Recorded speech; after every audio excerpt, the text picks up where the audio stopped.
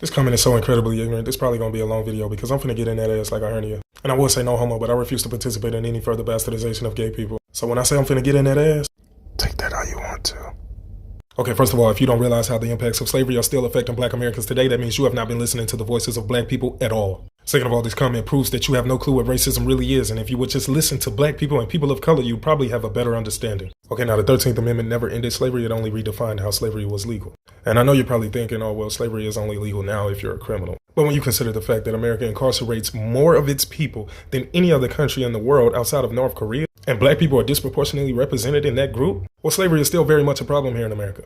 See, that's the thing about capitalism. When profits run your country, when you have prioritized profits over people, when the people decide that something is unacceptable, the wealthy elites will find loopholes and ways to still participate in these unacceptable activities. And the people of color have been telling you that we are being manipulated by these wealthy elites. They are taking advantage of us. And instead of recognizing the fact that there's no reason the land of the free should be incarcerating so many people, you guys double down on your racism by falling for the propaganda that black people are somehow lazy or violent, which is exactly what the original colonizers of this country wanted. The founding fathers were not heroes, they were terrorists. Our history books taught us that these individuals came here seeking freedom and equality from the oppressive rule of the European monarchs. But the truth is, these individuals were terrorists who were essentially exiled from Europe for having views and beliefs that were seen as too extreme. Think about how disgusting these people would have to be for the European monarchs to deem them as too extreme. But see, the good thing is you don't even have to imagine it because they showed you. They came to this land with the idea that their religious views and their skin was somehow superior to everyone else's, and then proceeded to build a government on this land that would essentially uphold those beliefs regardless of what is being written in the Constitution. You see, when the phrase all men are created equal is being written by a slave owner, that's all the evidence we need to know that the hypocrisy is embedded in the DNA of the Constitution.